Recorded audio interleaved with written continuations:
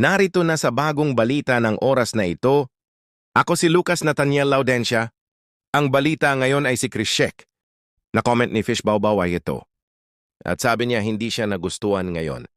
At sinabi ni Chris Sheck sa post niya, "Now Fish Bawbaw is angry to me." Ito po ang kabuuan ng aking pag-uulad at punta sa Facebook, Instagram at TikTok para sa mga FBC balita. Paalam!